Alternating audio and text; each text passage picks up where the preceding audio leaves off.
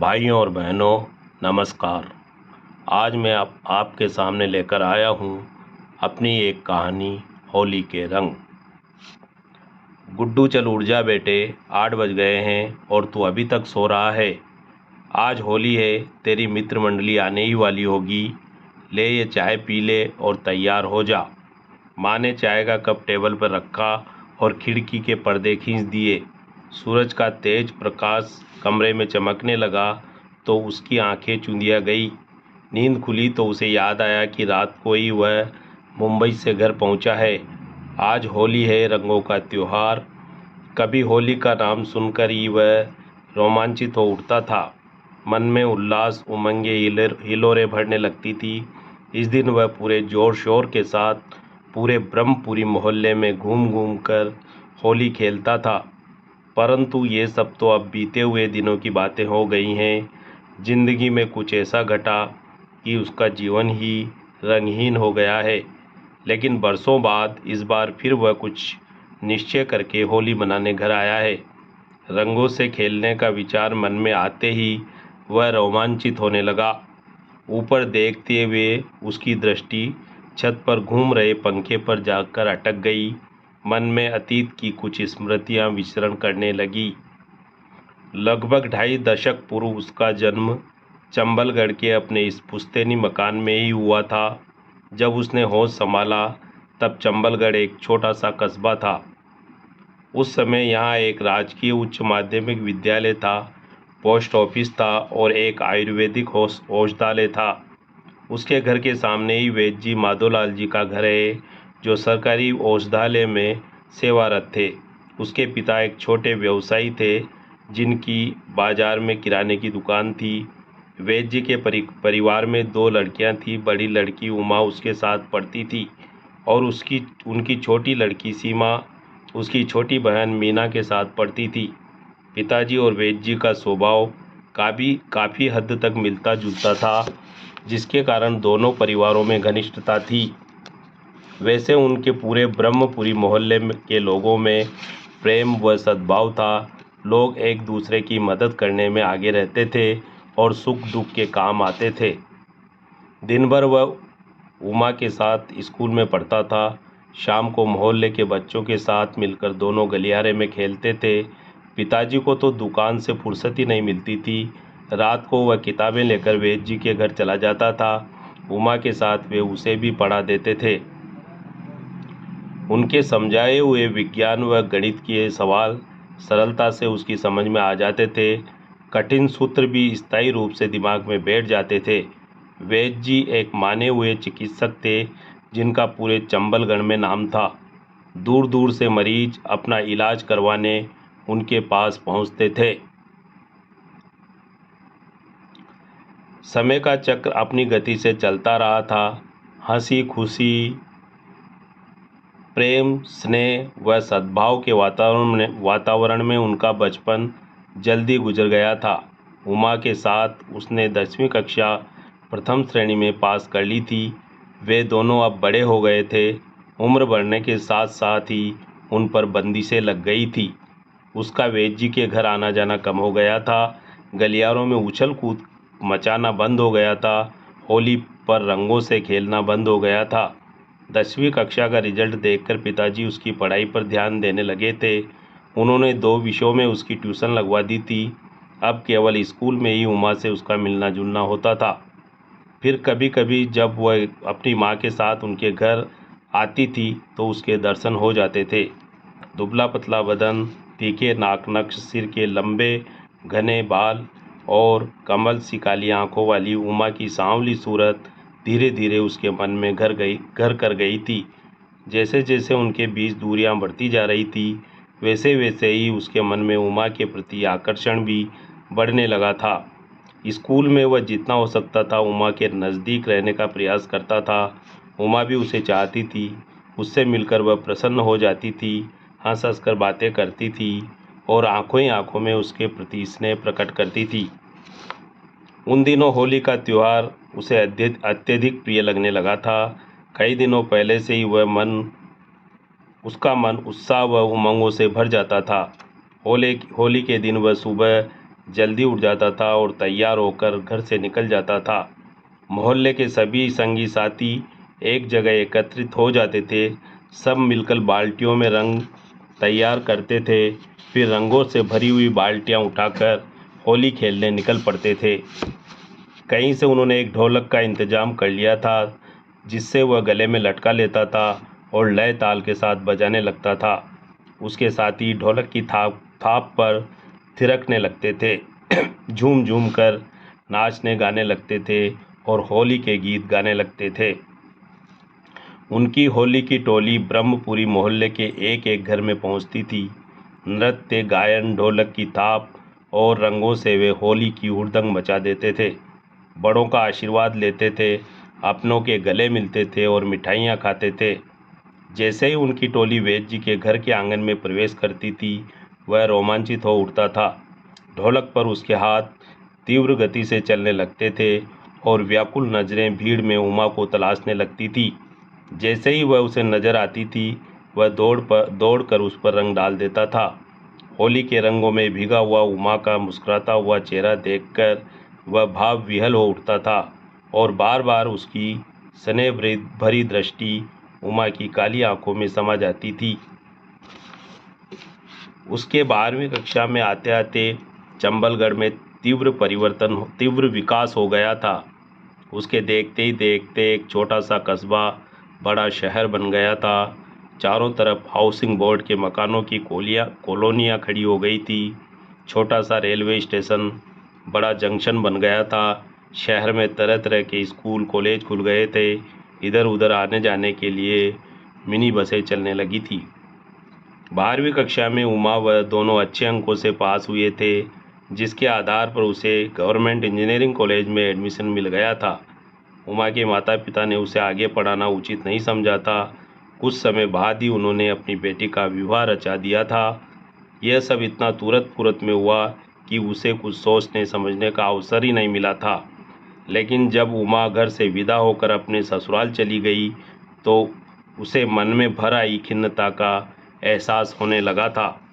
रात की नीरवता में जब वह अपने कमरे में पढ़ने बैठता था, तो उमा की मासूम सूरत किताबों के पृष्ठों पर उभर आती थी और उसकी काली आंखों में देखकर वह छटपटाने लगता था। उमा को विदा हुए अभी कुछ ही महीने गुजरे थे। कॉलेज, किताबों व शहर की भागदौड़ में डूबकर वह मन में भरी हुई उदासी को दूर करने का प्रयास कर ही रहा था कि एक बुरी खबर सुनकर उसका हृदय दहल उठा। मोटरसाइकिल एक्सीडेंट में उमा के पति की मृत्यु हो गई। आग की तरह यह खबर पूरे ब्रह्मपुरी मोहल्ले में फैल गई थी। गहरी वेदना से उसका हृदय कराह उठा था और उसके मन में उमा के प्रति गहरी सहानुभूति उमड़ पड़ी थी। माँ, पिताजी और वैद्य जी के परिवार के साथ वह भी रात में ही उमा के ससुराल पहुंच गया था। सुबह जब द्वार पर से लोगों ने उसके पति की अर्थी उठाई थी, तो विलाप करती हुई उमा अचेत होकर लुढ़क गई थी। वह हृदय विदारक दृश्य स्थायी रूप से उसके हृदय के एक कोने में बैठ गया था। इस हादसे के बाद कुछ ही समय तक उमा ससुराल में रही थी। पति नहीं रहा तो कुछ दिनों बाद ही वह पीहर लौट आई थी। सफ़ेद साड़ी में लिपटा हुआ दुबला पतला बदन, सूनी पड़ी मांग, चूड़ियाँ विहीन कलाइयाँ और पायल रहित नंगे पैर, पहनावे के साथ साथ हंसमुख व चुलबुली उमा के स्वभाव में भी अप्रत्याशित बदलाव आ गया था। सांवले चेहरे पर उदासी छा गई थी और उसके श्यामल होठों की खामोशी ने जकड़ लिया था। कॉलेज से लौटने के बाद हर क्षण उसकी नज़रें उमा को देखने के लिए व्याकुल रहती थी, लेकिन कभी कभार ही उसके दर्शन हो पाते थे। उमा से मिलने के लिए वह किसी बहाने बूढ़े वैद्य जी के घर पास जा बैठता था। जब कभी उमा के दर्शन होते, वह भाव विह्वल हो उठता था। हृदय की धड़कनें बढ़ जाती थी और उमा के प्रति उसकी आंखों में स्नेह उमड़ पड़ता था। उमा के जीवन की खुशियाँ छिन गई तो उसने भी अपनी खुशियाँ का त्याग कर दिया था। कॉलेज से लौटने के बाद वह अपने कमरे में बंद होकर किताबों में खोया रहता था। मन की सारी उमंगें व उत्साह स्वतः ही नष्ट हो गए थे। उसका मित्रों के साथ खेलना कूदना, घूमना फिरना सब बंद हो गया था। उमा के जीवन में रंग नहीं रहे तो उसने भी होली के रंगों का त्याग कर दिया था। बाहर होली का हुड़दंग मचा रहता था और वह दिन भर अपने कमरे में बैठा उस खिड़की को देखता रहता था जिसके अंदर उमा बंद रहती थी। इंजीनियरिंग की डिग्री मिलते ही मुंबई की अल्फा इलेक्ट्रॉनिक्स में उसकी नौकरी लग गई थी। भारी मन से उसे चंबलगढ़ छोड़ना पड़ा था।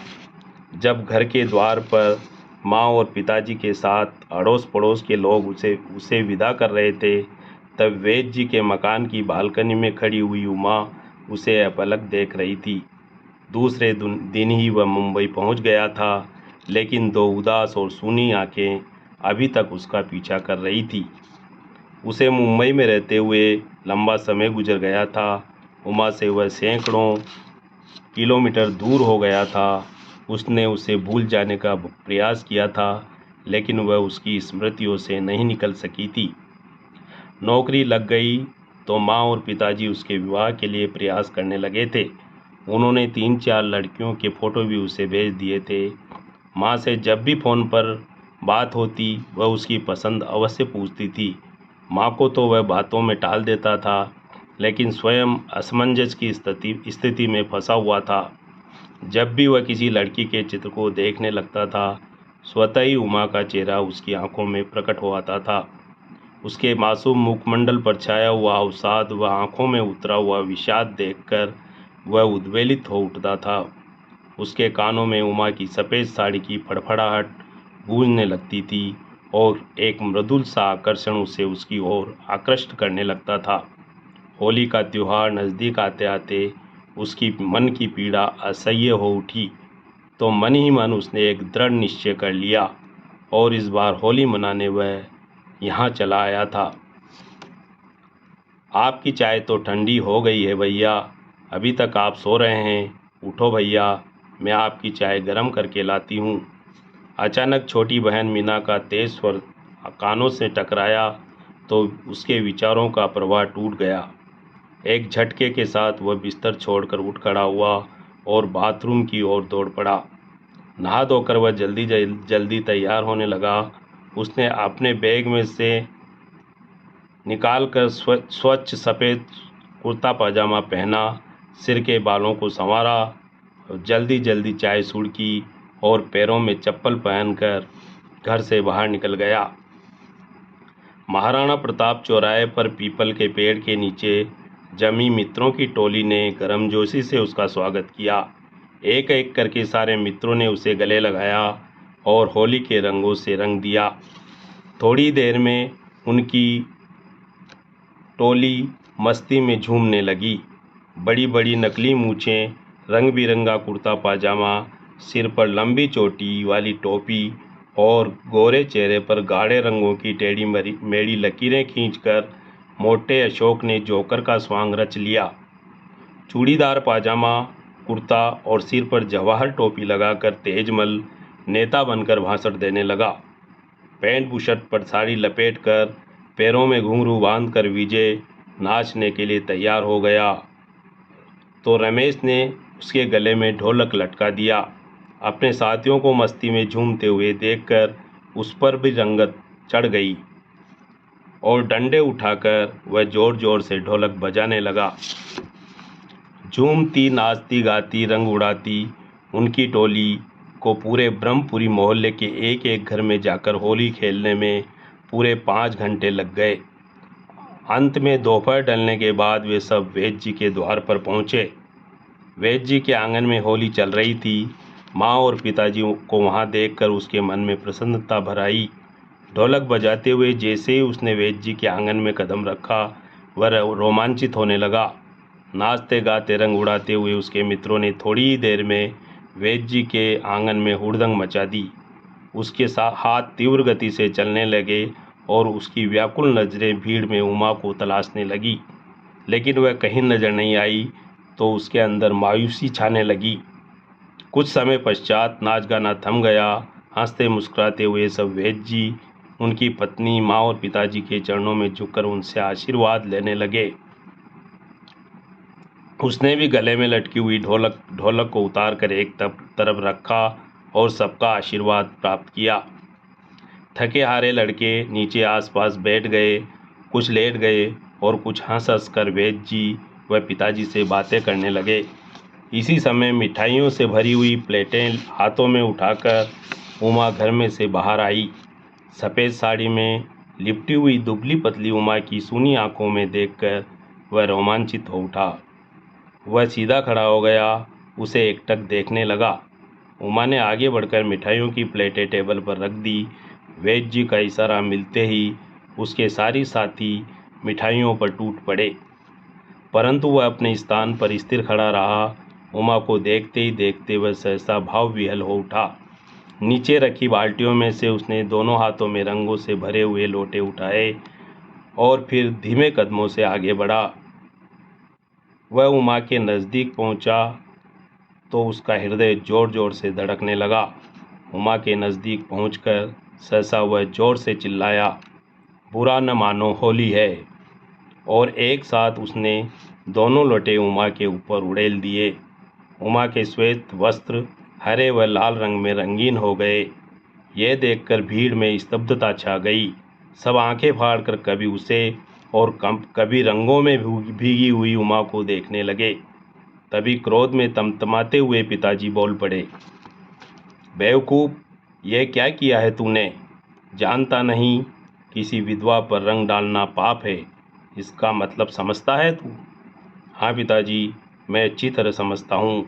आप लोगों की सहमति हो तो मैं उमा को अपनाने के लिए तैयार हूँ। उसके इन गंभीर शब्दों को सुनकर क्रोध में उफनते हुए पिताजी शांत हो गए।